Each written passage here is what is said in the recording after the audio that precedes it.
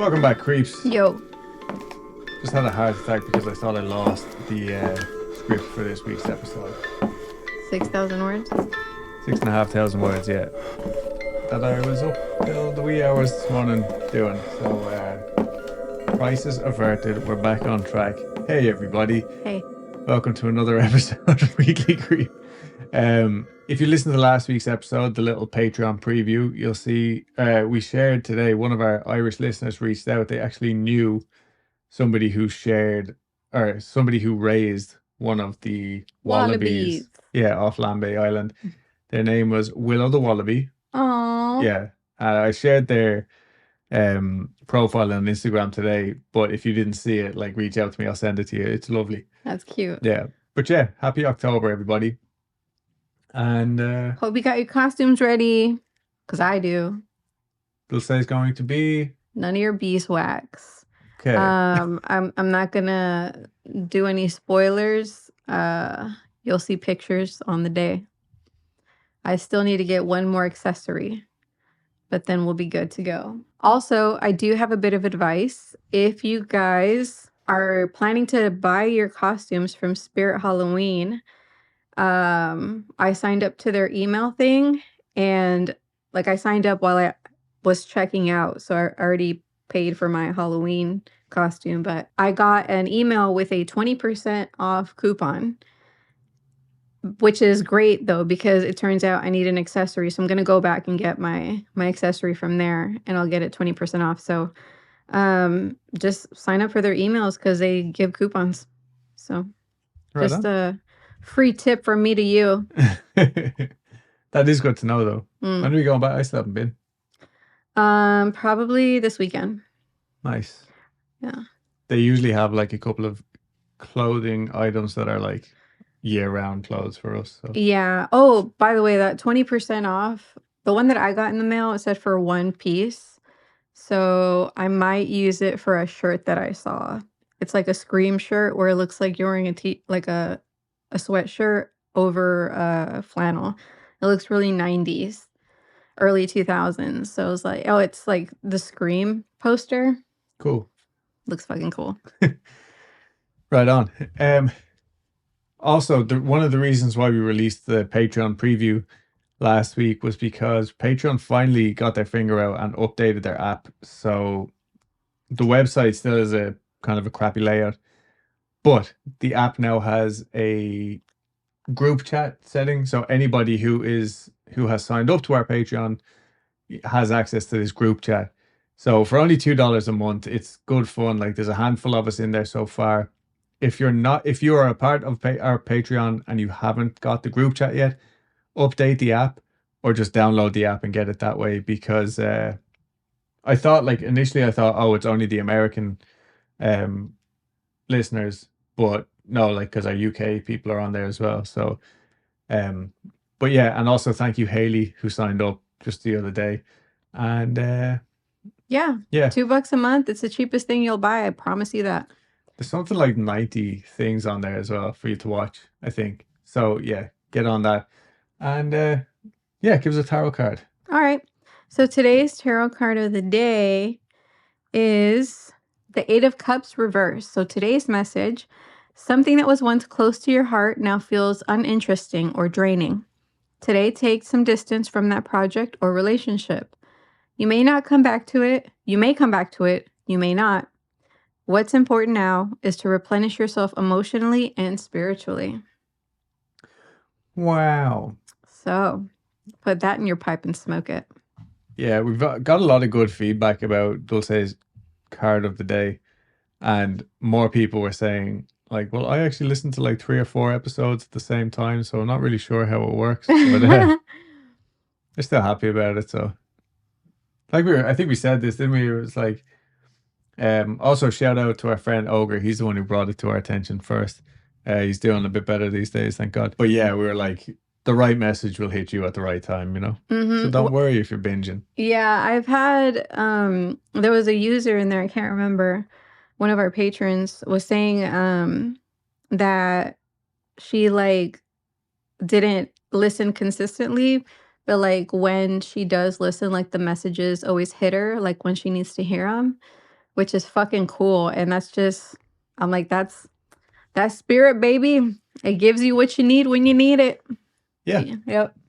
Right. Well, with that, I think we're going to get stuck into this episode. I'm going to try to look at the camera more than at the thing, but I have got a lot written. So anyway, bear with me. When we left off last week, we had just wrapped up a delightful wedding ceremony, which was organised by Charles and Joey and took place in the garden of Corspewood Manor. Charles, who had been invited to join the Chicago Orchestra, serenaded the quaint crowd of attendees with Wagner's Wedding March, while Joey walked his dear friend Joan down the aisle and gave her away as a father would. Look at the our Instagram post from last week. There's actually a photograph of Joey kissing the bride and the groom pretending to not know what's going on. It's cute like that. There's pictures of everybody who attended the wedding and stuff.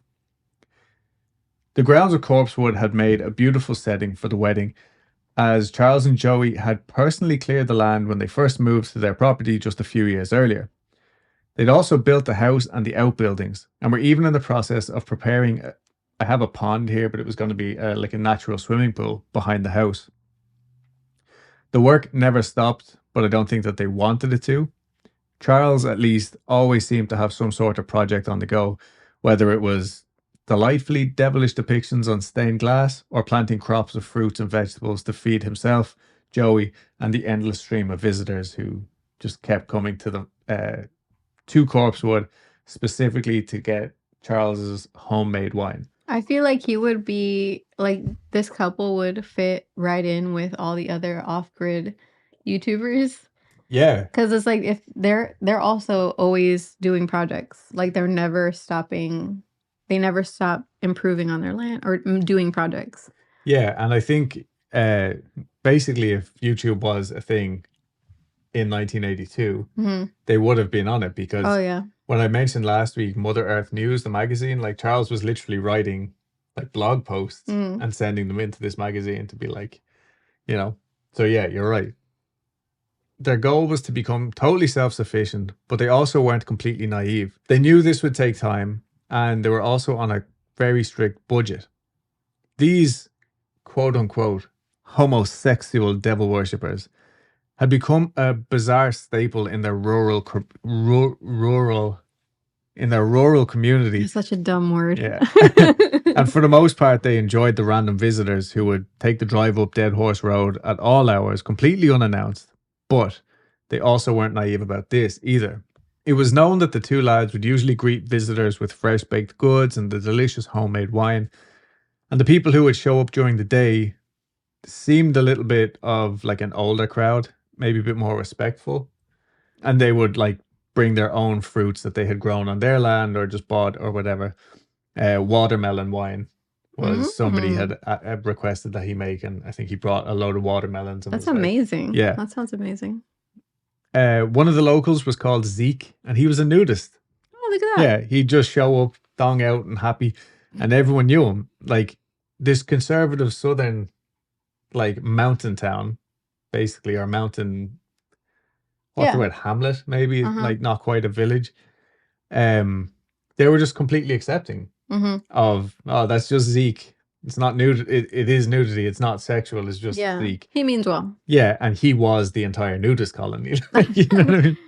And then the more regularly clothed locals were also quite fond of the guys too.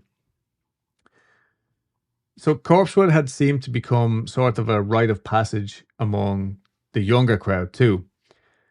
People who didn't really know Charles and Joey, only the gay devil worshippers in the woods. And of course, also like these bullshit rumors that just because of this moniker, you know what I mean? Like kids are fucking terrible anyway. So as soon as there's like any sort of like seed, rumors are going to grow from that, you know? But it was the kind of place where like a bunch of kids would drive up just to tell their friends that they had been there. But if they actually went to the house, the odds are Charles would greet them and offer them a drink, regardless of their age. This was a bit of a double-edged sword, because for most people it was a cool one-off experience. For Charles, he would rather face these not uninvited visitors with kindness rather than hostility, with the assumption that they would in turn treat him the same way.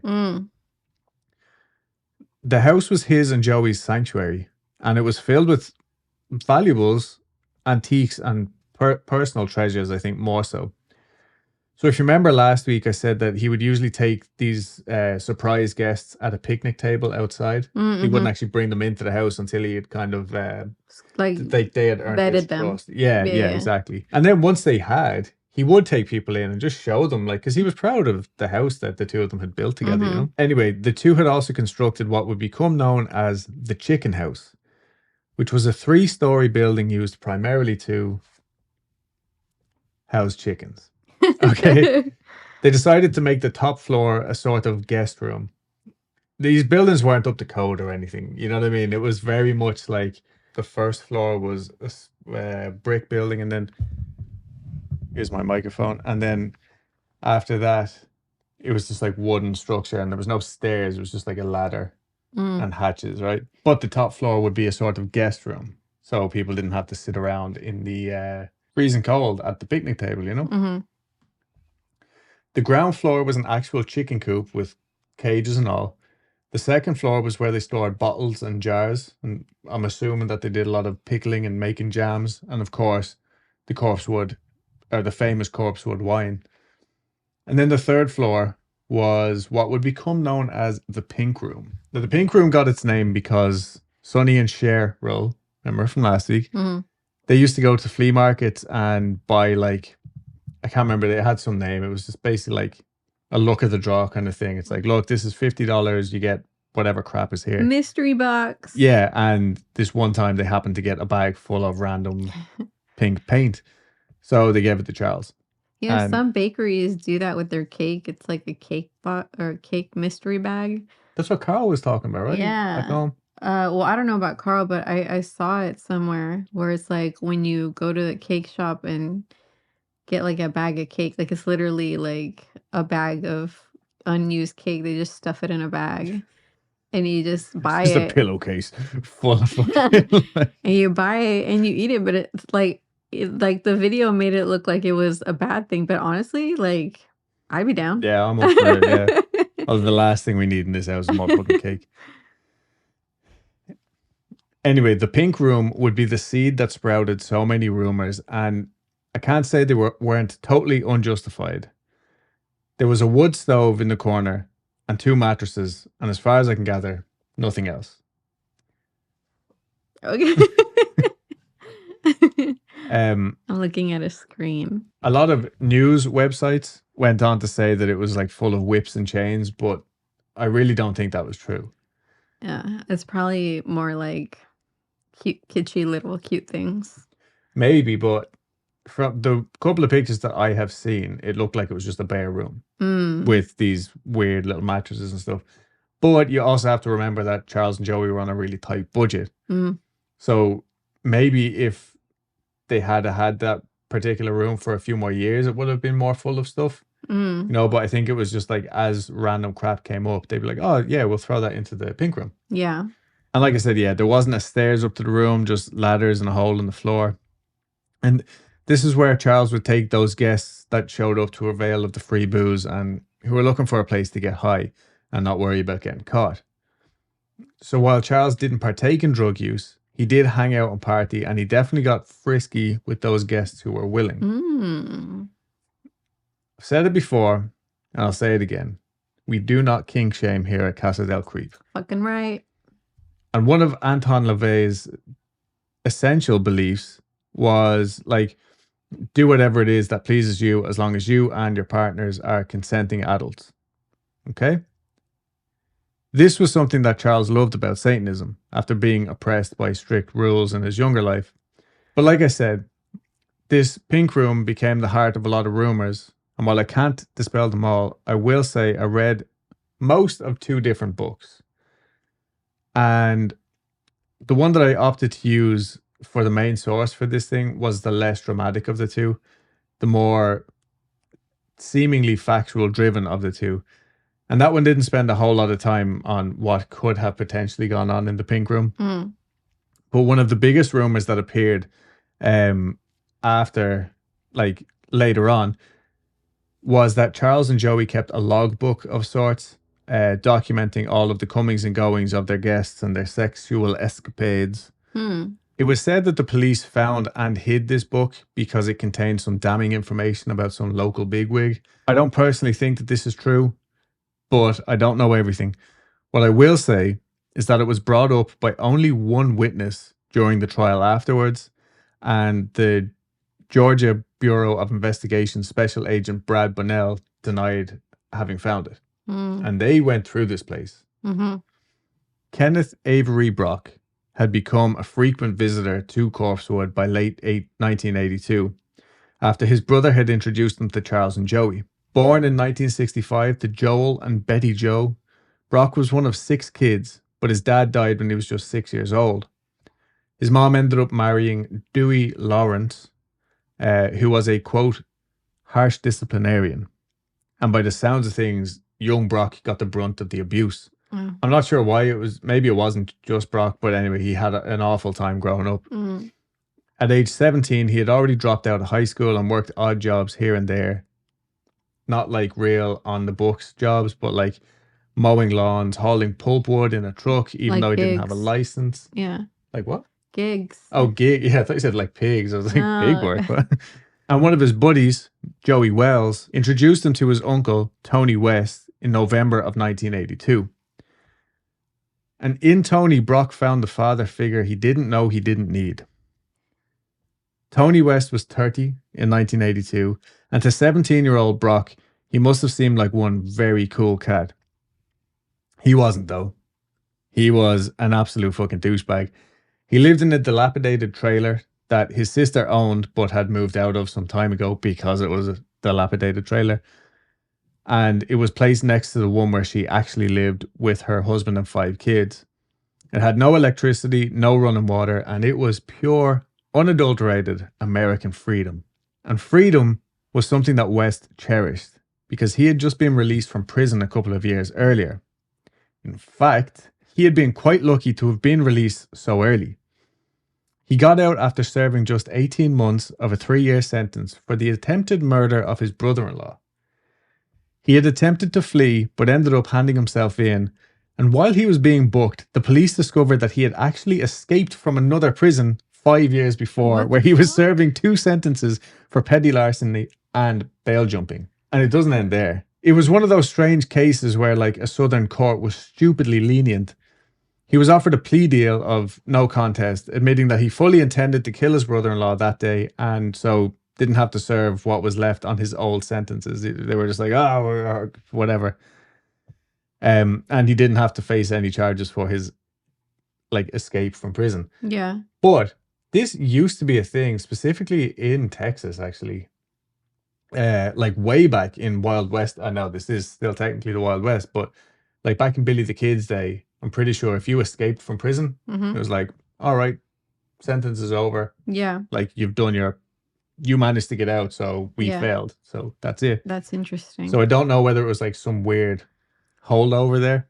He had shot his brother-in-law twice in the back, once in the head, and once in the stomach over a card game that I think was taking place in the afternoon. What the fuck? Yeah, it was like a Tuesday afternoon or something.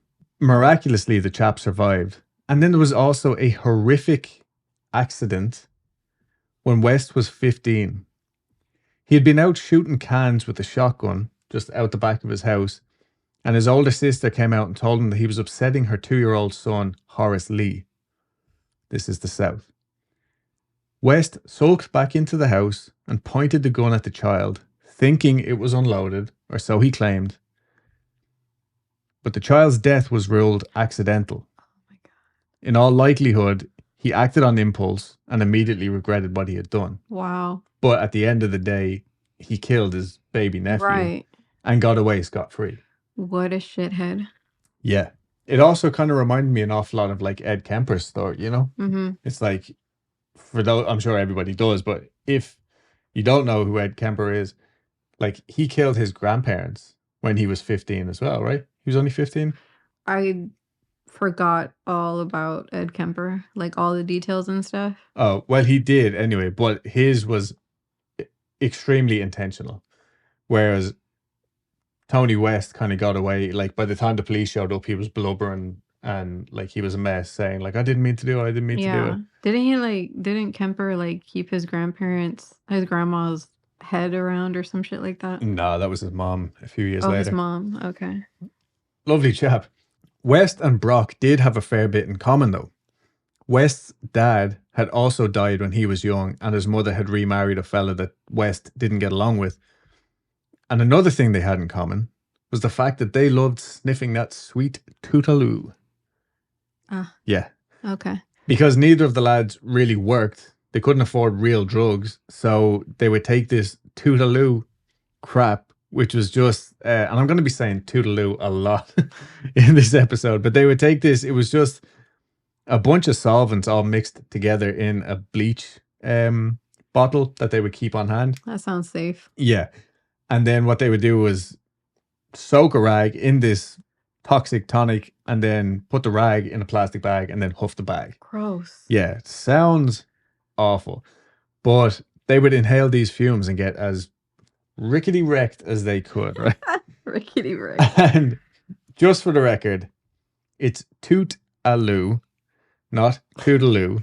I reached out to our friend Ogre to see, because Ogre is from like close enough, a couple of hours from here. So I was like, hey, have you ever heard of this Toodaloo stuff? And he said, you mean like what your aunt says when she's leaving? And I was sitting here and it like really gave me a good giggle. Ogre is a comedian, so yeah. Naturally made us laugh. Yeah. But he did confirm that he had heard people say a toot of cocaine. Oh, interesting. Rather than a bump. So maybe it is like a more like that's what something from that area. He's from Alabama and like Georgia and Tennessee all like meet up there. Okay. In like near enough to Corspewood, I think. I'm not sure what the timeline was like here, but it seems like West's nephew introduced him to Brock, and then Brock must have moved into West's trailer like almost instantly. Weird. Yeah. And at this point, Brock had been frequenting Corspewood for a while before he got involved with West, but apparently it was all he would talk about. He was obsessed with the place and really wanted to bring West to go check it out because he wanted to impress him, like, you know what I mean? He wanted to be like, come up here, like, we'll score some free wine. Like, the dudes are all right, you know? They're just a couple of old queers. Like, that was the kind of mentality behind these guys. West wasn't interested at all. But after a couple of weeks of Brock pestering him about it, he was like, yeah, all right, fine. Like, let's go. It was one evening in early December when the two turned down the unpaved Dead Horse Road and arrived unannounced at Corspewood Manor, where they saw Charles pottering around finishing up some chores. Brock introduced West and Charles invited them into the guest room, which would later become known as the Pink Room. They hung out and drank some of Charles's wine. I'm not sure if the lads had been sniffing their Toodaloo or not, but they got pretty buzzed anyway. And I'm almost sure that there wasn't a day where these guys weren't sniffing that stuff. Now, I don't know that Joey ever really hung out in the guest room, to be honest. When the lads showed up, he was actually tidying up in the house after dinner. Because remember, Joey cooked all the meals. And then he went to bed on his own. Like, didn't come out to say goodnight or anything like that. And this seemed to be his nightly routine. And another local actually said that later on, I think pretty much after his crash. Remember, Joey had a bad crash? Yeah. I don't think he really left Corspewood that much at all. Like if there was supplies needed or anything, Charles would just go in to town on his own. And Joey just stayed at Corspewood. West was starting to drift off on one of the mattresses, but came to when he realized that Charles was actually performing oral sex on young Brock. Now, like I said earlier, the rules of the Satanic Church strictly say that sexual acts between consenting adults is fine, but Brock was only 17 at this time, as far as I can tell. Now, West didn't freak out or anything. He just kind of observed what was going on. But when Brock realized West was looking, he became quite uncomfortable. West was someone he looked up to after all, and this was gay stuff, you know? Charles offered to do the same for West, but he politely declined. Again, West had been in prison and stuff, you know what I mean? He knew what dudes do when, you know. Interesting. Yeah, they're alone. And he didn't bring it up after that. He was just like, all right, whatever.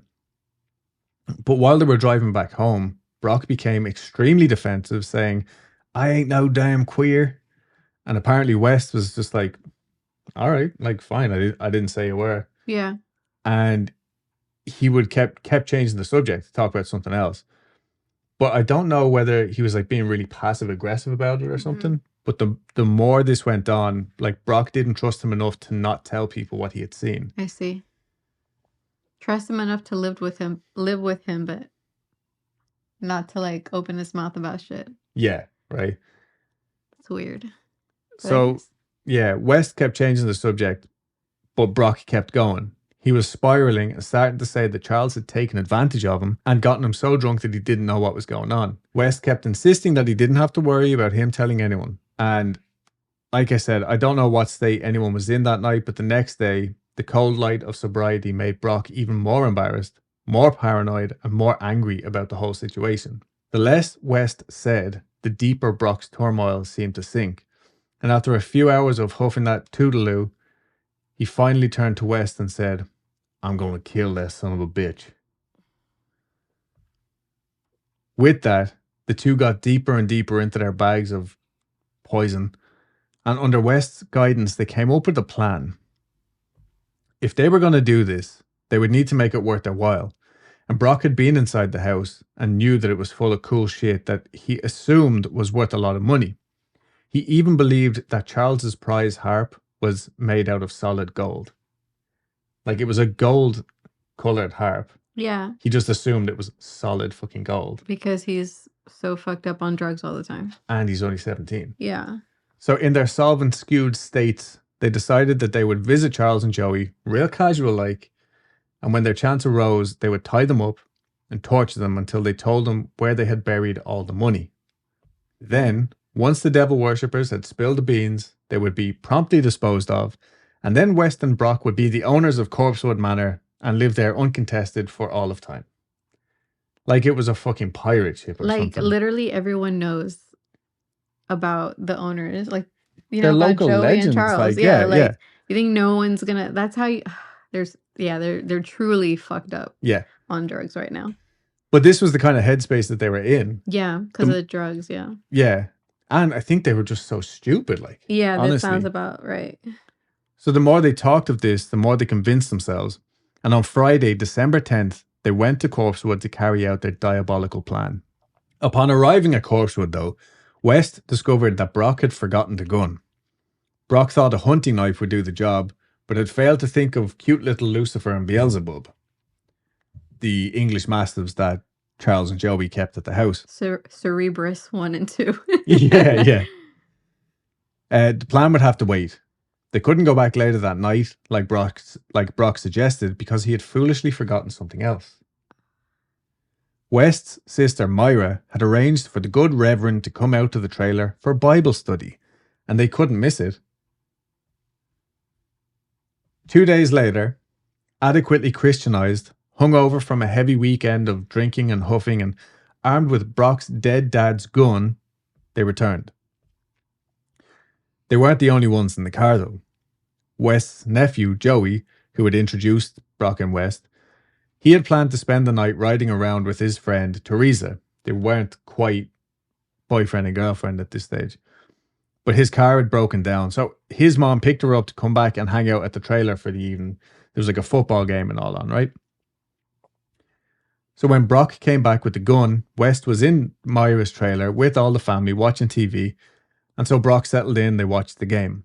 He walked in with the gun and just placed it down beside him, but this was such like common happenstance that they're like, they must be going like shooting rabbits or something. Yeah. When the game was over, West invited Joey and Teresa to go riding around with them, knowing full well what the real plan was. The whole situation was strange to me. Joey and Teresa had no idea what they were getting themselves into, but I think the real reason West asked them to actually go was because his car was running on fumes and he didn't have any money for petrol. Joey rummaged around in his jeans and came up with $1.80, which was enough for a pack of Marlboros and $1 worth of gas.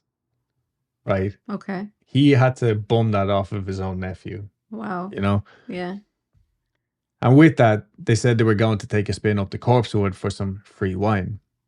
Now, I also think that West invited them along as a distraction for Brock. But they were all huffing that crap the whole time, like while driving. You know what I mean? Very unsafe. I bet you they weren't wearing seatbelts either. But they made it to Corspewood, and Charles welcomed them as he seemed to welcome everyone. After all, he knew West and Brock at this point. So he invited them up to the guest room in the chicken house, lit the stove because it was a cold night, and then he went to get the gang a plastic bag for their huffing needs and more of his famous wine. Now, I found it really hard to gauge the atmosphere of this whole scene because straight off the bat, Charles seems totally happy to oblige and provide for these spontaneous guests. But there's also an immediate edge to the whole situation because regardless of size or gender, Charles is outnumbered 4-1. Yeah. Joey is back in the house.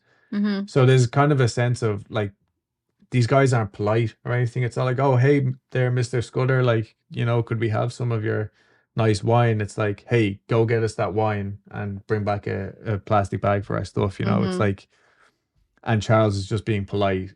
I don't know if it's out of fear or out of naivety. If the stories about Charles is true, like his abilities and like his spiritual abilities and like in divination and stuff like that, he probably had a gut feeling. Maybe. Yeah.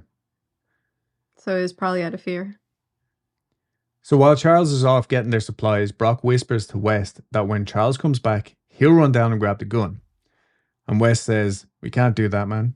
We got Joey and Teresa with us. I'm picturing West to be like Matthew McConaughey, but he's not cool enough. You know what I mean? No. Suddenly it becomes clear to Brock why West had invited them in the first place. Oh, yeah, because he was too chicken to go through with the plan. And so Charles comes up and they party with their Toodaloo and wine. And Charles was actually like quite anti-drug, surprisingly, but he wasn't going to stop anyone from practicing free will. But I say Charles was surprisingly anti-drug because he had worked for like, I can't remember the official title, but remember like the drugs division of whatever college he used to work for. Anyway, they all partied and enjoyed themselves well enough. But when it got late and they decided to go back home, West's car refused to start. And so they went back up to the guest room to stay warm and picked up where they left off. Only this time, Brock went hard, huffing that Toodaloo, to the point where he was, quote, on his knees with mucus dripping from his nostrils. He disappeared through the hatch, saying he was going to go find more Toodaloo, but returned with his dad's rifle. Still, they didn't do anything, and Charles actually laughed and did finger guns towards him before getting back to his conversation with West. Even when Charles stood up to adjust the kerosene lamp and Brock pulled a hunting knife out of his boot and tackled him to the mattress, Charles still thought this was a joke or some kind of kinky play.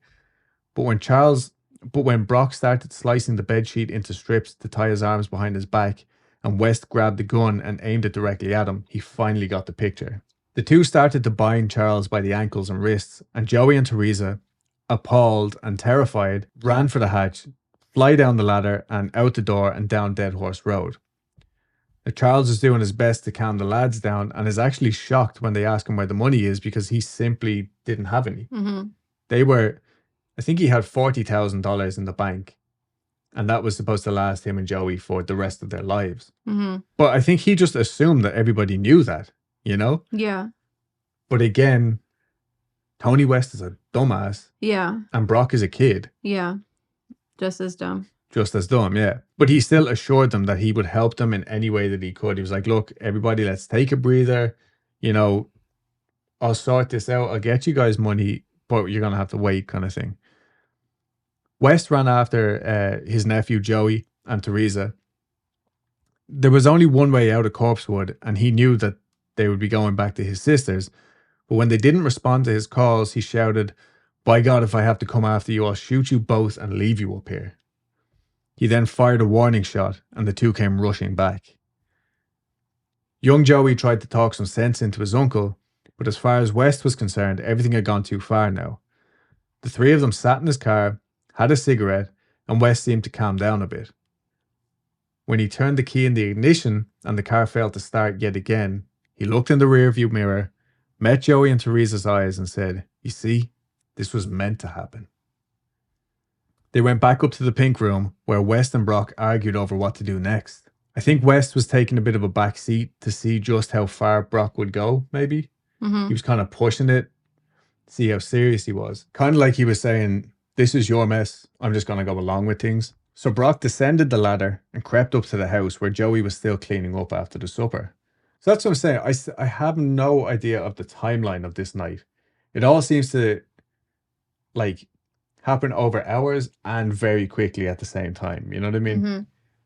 Like they were there long enough to go back down to the car after having their wine and whatever and come back up to the room. And you know what I mean? All this deliberating and all is going on. And yet Joey is still down the house cleaning up after supper. Like, yeah. And a little trigger warning here because this does get quite graphic. Brock tapped on the glass of the door to get Joey's attention. And when Joey realized he had a gun, he turned to run. All poor Charles could do was listen from the pink room as Brock unloaded his gun into Joey and the 2 English Mastiffs who had made the lads feel so safe in their dream house. When he was done, Brock went and got the rest of them. Joey and Teresa were absolutely terrified and in complete shock, and poor Charles was completely broken. He hadn't made a sound. When they got to the house, though, it was a bloodbath. They forced Charles inside, and there, lying dead on the floor, was poor Joey. Charles let out a muffled scream through the gag in his mouth, hung his head, and started shaking it back and forth. Brock and West didn't have any time for mourning, though, and told him to just step over him. They forced him onto the couch in the study and continued their interrogation. They would ask him questions, rip the gag out of his mouth. Joey would either say nothing, tell them he didn't have anything or whatever, and they put the gag back in his mouth. But doing this over and over again, it actually loosened the gag. And with all this back and forth going on, Charles just got fed up. He stood up and started walking towards Joey's body, completely ignoring West's demands to sit down. And with that, West pulled the trigger and shot Charles in the back of the head. The gag in his mouth had been sufficiently loosened, and his last words were, "I asked for this." Eerily similar to the painting that we mentioned last week. And another thing, I'm not going to dwell on this too much, but they actually ended up putting 5 bullets in his head, because I don't know whether it was, I don't understand guns, but anyway, it took 5 bullets to kill him. And in this painting, there's like 5 fucking holes in the head of the painting. It was self-portrait, to be clear. Self-portrait. Yeah, I mean, I'll have a picture of this painting up here. But yeah, so that was like too eerie to not mention, you know what I mean? So even though I thought it was just like because like a crown of thorns or something, it was just too on the nose.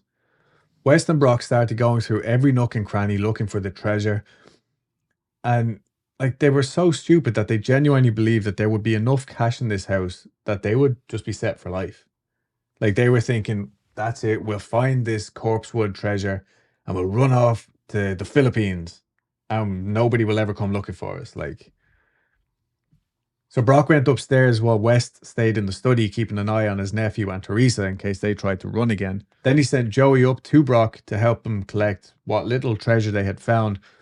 And in a gross turn of events, he then tried it on with Teresa, his nephew's kind of girlfriend. Yeah, like this dude is a fucking slimeball. Suddenly, harp music and the sound of Charles's voice came from an upstairs room. He had been recording himself earlier that day, reciting a poem to a piece of music for a friend's birthday, and now Brock was stealing the battery-powered tape recorder and accidentally hit play.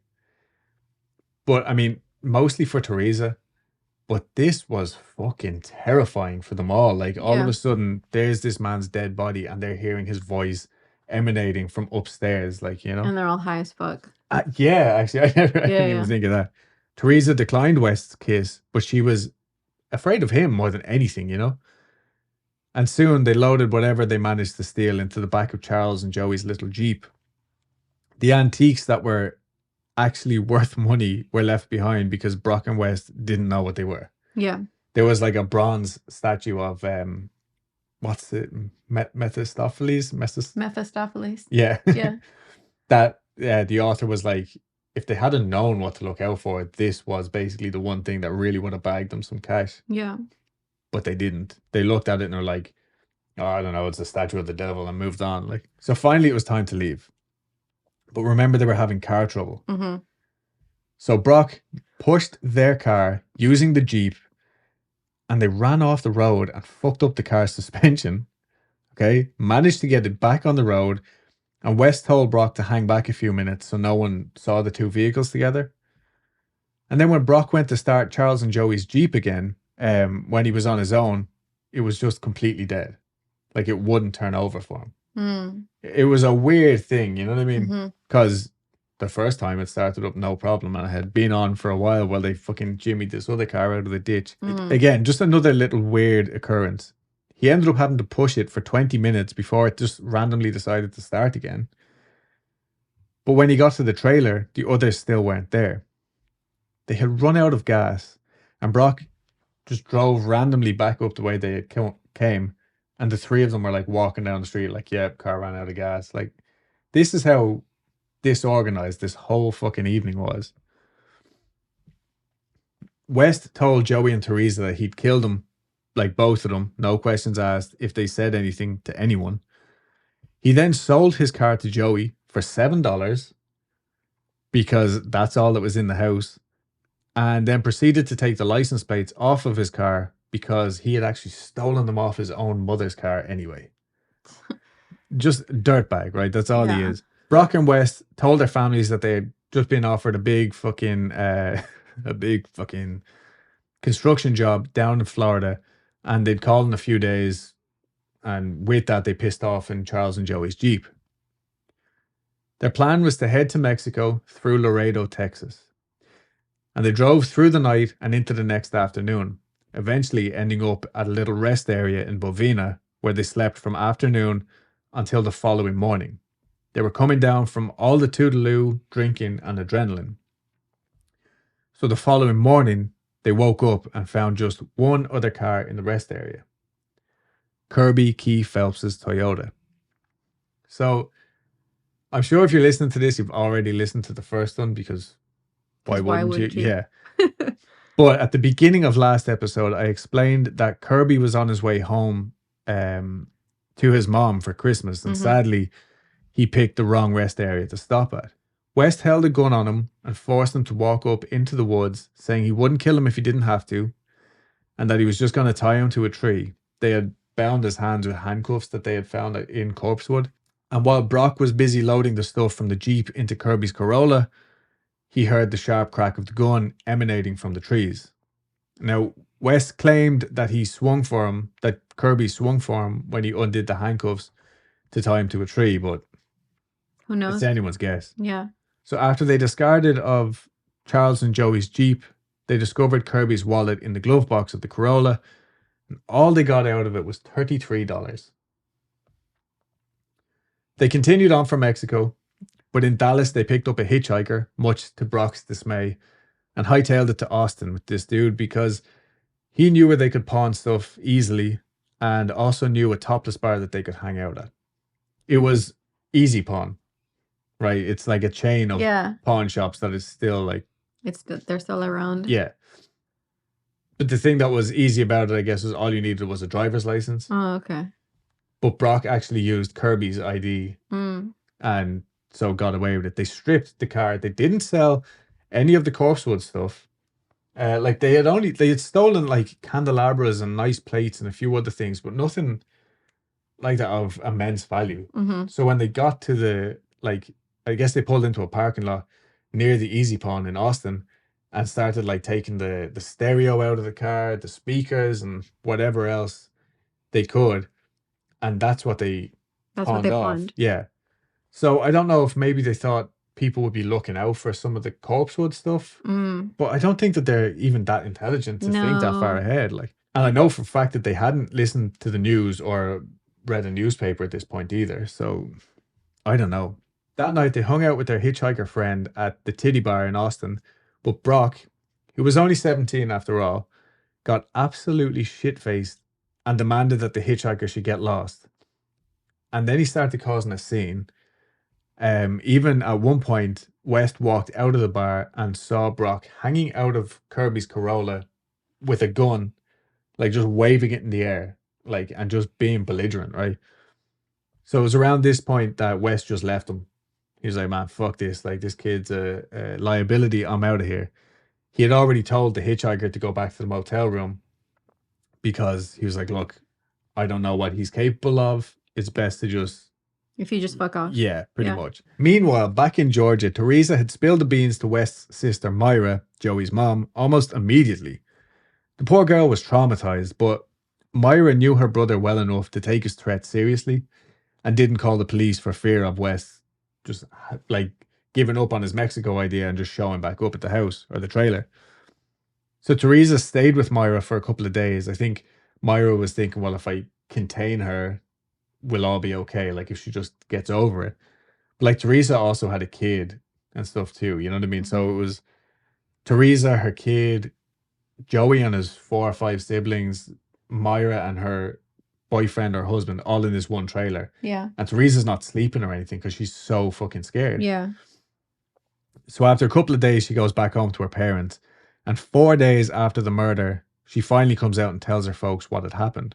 Charles and Joey's bodies had been found within a couple of days, thanks to one of their friends coming by to check in on them. Raymond Williams, aka Little Goob, right? Known as Little Goob because his father was Big Goob. I love that. Yeah. He called in the day after to Corspewood, just randomly, just to see how everybody's getting on, or to get like some wine or something. And he saw that the Jeep wasn't there. So he's like, all right, well, I guess they're in town getting whatever. But then when he called back the next day and the Jeep still wasn't there, he got concerned and got out of the car. And he didn't actually enter the house, thankfully. But as he approached the back door, he saw bullet holes in the glass of the interior kitchen door. And so that was all he needed to see. He drove like 3 or 4 miles to the nearest neighbor to call the sheriff on their phone. So it was already known that these guys were dead. And when Teresa told her parents, her dad convinced her to do the right thing. And her and Joey Wells spoke with the police and just told them everything. With that, Brock and West became wanted men all over the country.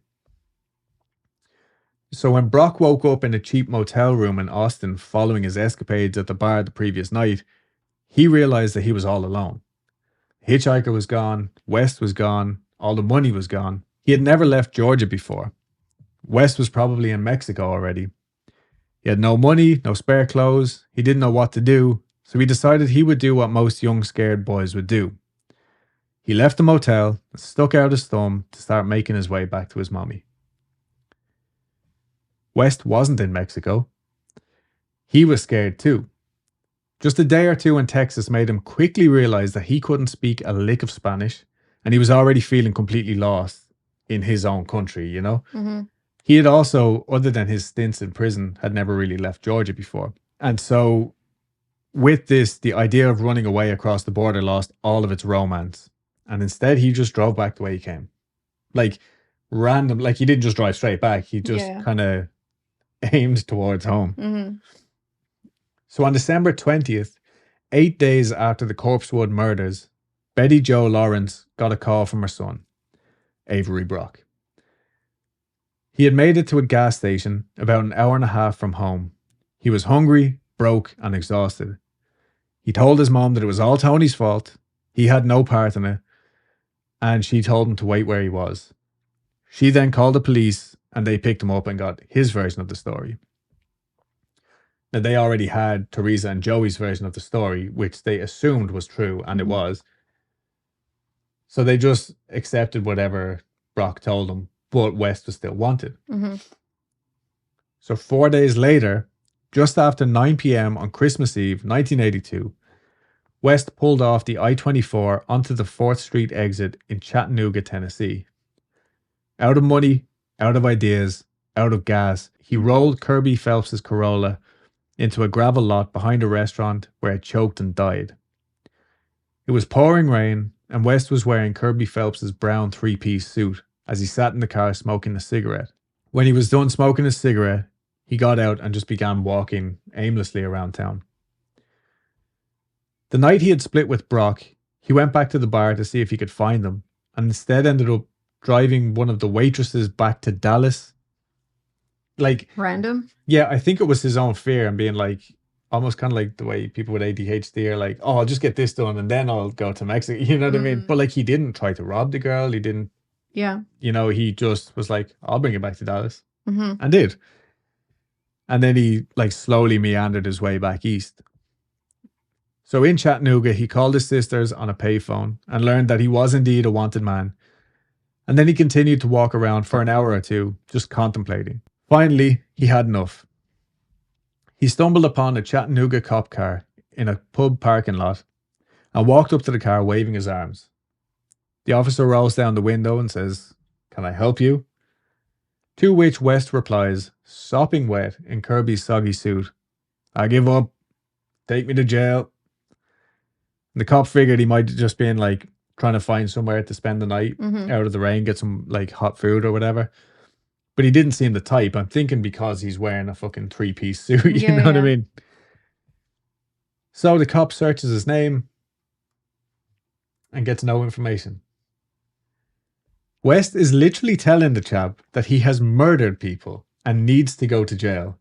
And this cop can't find out what he's talking about. He asks him who he killed and West doesn't know. He's like, I can't remember the names. It was like the big one and the small one, a couple of dogs. It was in Georgia. Literally, this is the fucking conversation. And the cop is like, all right, hold on. Don't go anywhere.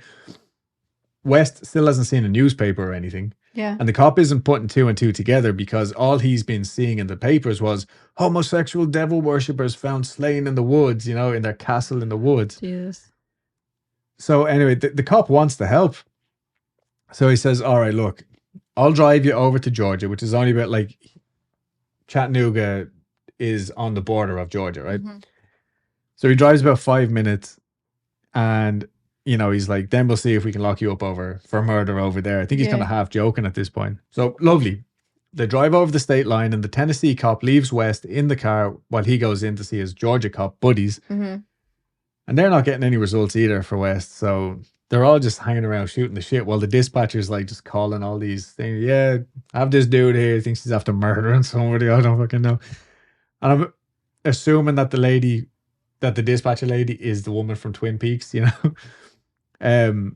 So anyway, some of the other departments that she spoke to had literally sent sheriffs to West's trailer to collect evidence. And they're like, nah, man, I don't know what you're talking about.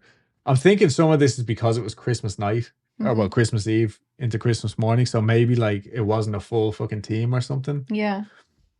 Anyway, the whole time. Or they were all on Toodaloo. Yeah. That Chattanooga Toodaloo. Yeah. But either way, this whole time, West is sitting soaking wet in the cop car outside. And while the dispatcher is calling around, another cop in the station is reading a newspaper and thinks, I wonder is this the guy from this story that I'm reading about right now in my fucking hands? So they call Chattooga County, which is different from Chattanooga. Okay. Chattooga County is where Corspewood was, and finally realize what's going on. They were looking for Samuel Tony West, but the name in the system was an alias that he sometimes used, Tony Wells West. What a goof him up, right? Yeah. They still couldn't even arrest him though, because a cop had knowingly crossed over state lines with him in the car. He was outside of his jurisdiction now. So if they put cuffs on him at this point and his lawyer finds out about it, the whole fucking trial will get thrown out of court. Wow. So because West hadn't actually been arrested yet, like they hadn't read him his rights or anything, the Tennessee cop drives him back to Tennessee, followed by 2 Georgia cops. Yeah. And then his supervisor pulls up and is like, hey, what's going on?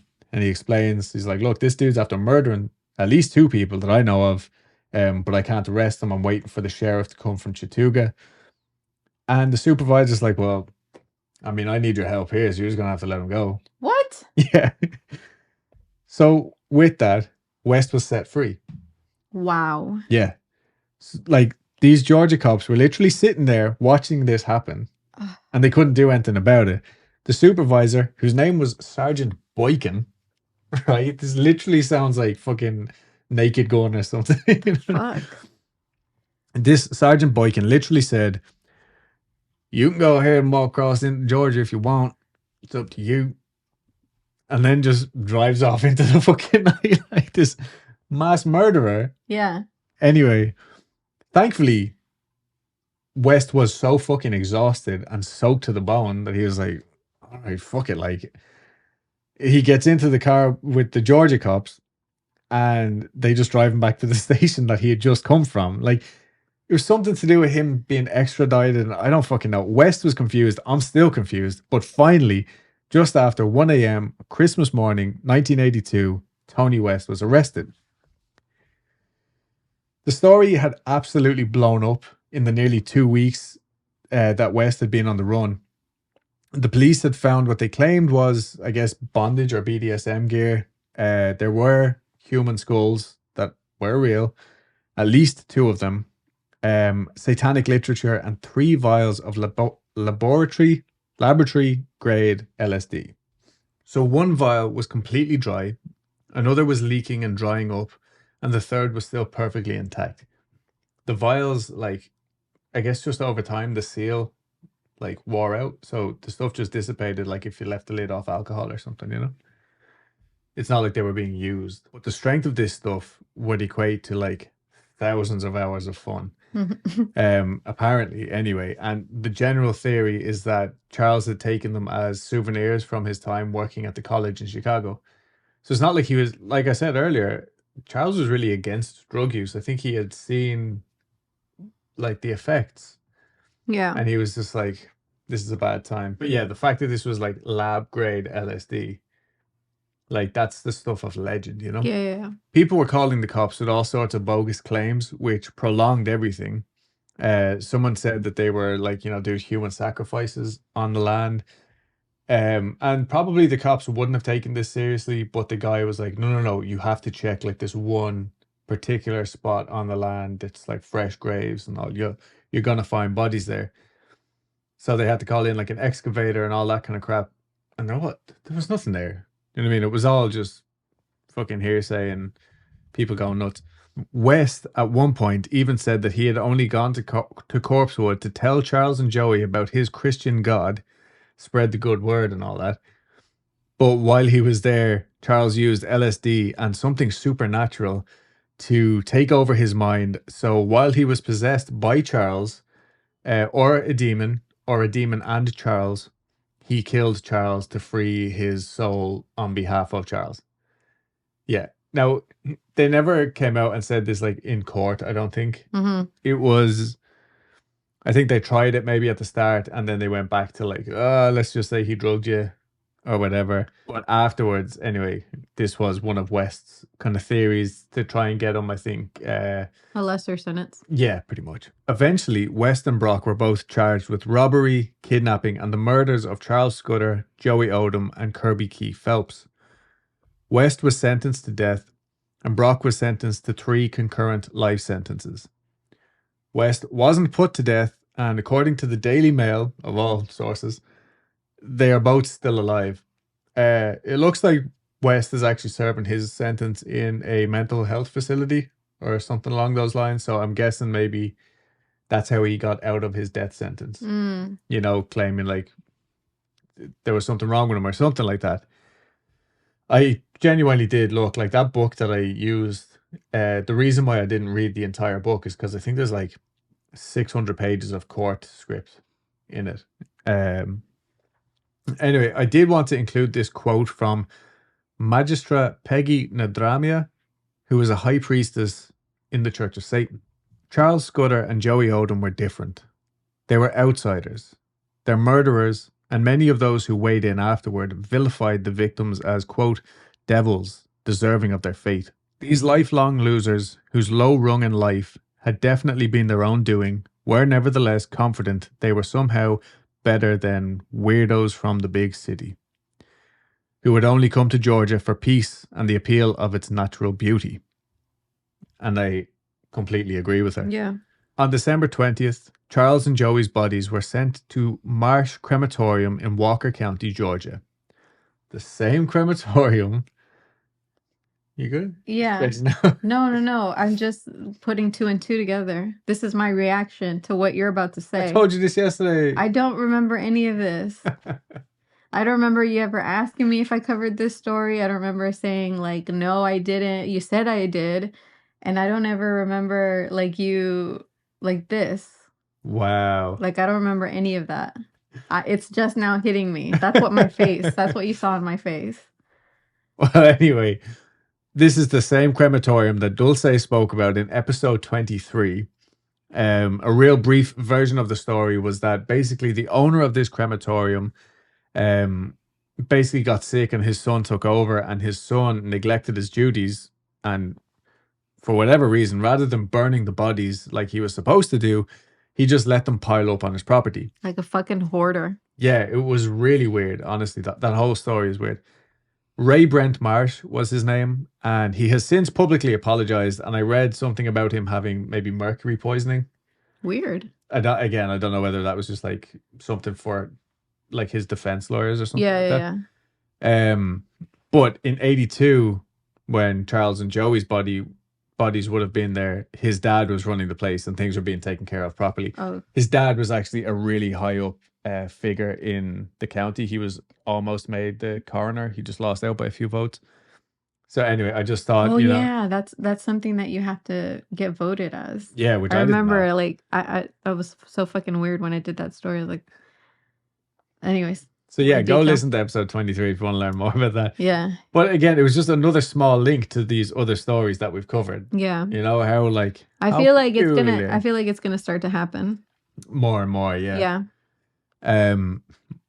So Corspewood remains to this day a rite of passage for local teens, urban explorers, and ghost hunters.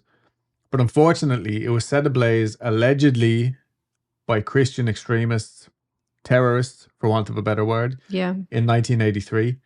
The chicken house had been burned down just weeks after the arrest of Brock and West, which, you know, it could easily be blamed on vandals. And I think that's what the public were generally hoping for. I was like, it's just kids up to no good. But there had been a lot of threats made about the house itself. They claimed it was an exorcism.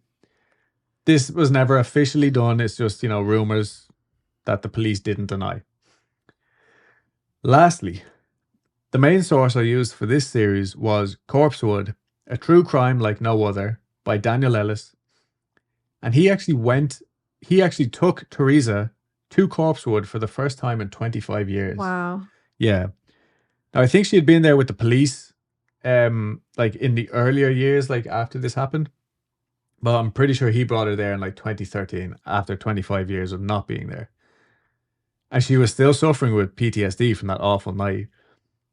She has gone on to write her own book about it with like, I think maybe Joey Wells's mom or something. Mm-hmm.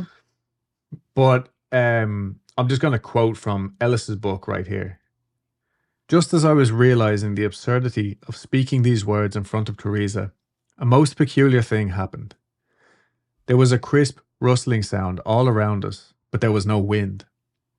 At first, Teresa and I thought that a flock of birds or 100 squirrels were disturbing the thick ivy and waxy green leaves of the trees. As the intensity of the rustling increased, drops of water began falling from the trees.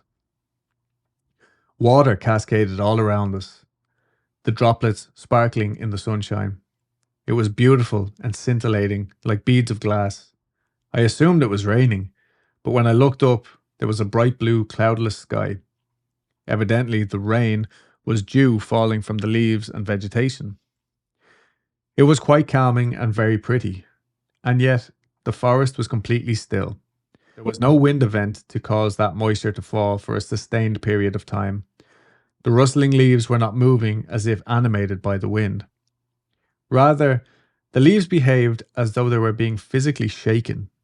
The leaves vibrated rapidly and loudly, hence our initial impression of animals concealed in the vegetation. And then it abruptly stopped. There was no moisture at all on the path or anywhere else that I could discern. Teresa walked around and pointed it out. That's weird, she said. It's only wet where we are. It's like the trees are crying. Skeptic that I am, I refused to accept Teresa's hypotheses. Like a fool, I commenced shaking the trees and ivy, attempting in vain to replicate the event. Certainly there had to be some rational and scientific explanation. I merely couldn't find it. So maybe there's still a bit of Charles Scudder and Joey Odom still up there in Corspewood. But yeah, today it lies in ruin. And you can still visit it though. And there are a lot of, like, it still makes for a fascinating place to go. I keep equating it to like the Hellfire Club in Dublin, because it is this like mysterious large building in the middle of nowhere, you know? But yeah, that's the story of Charles Scudder, Joey Odom, Kirby Phelps, and Corspewood murders.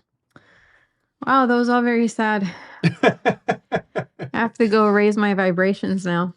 Very sad, but a fascinating story. And I really am glad that Andrea pointed it out, because I think if I had just glanced at this, I would have been like, it's all sensationalist crap. But the reason why I liked it so much was because of how magical Charles was. You know what I mean? Yeah, he did some shitty things, but it was just that those few inklings of just strangeness throughout the whole thing.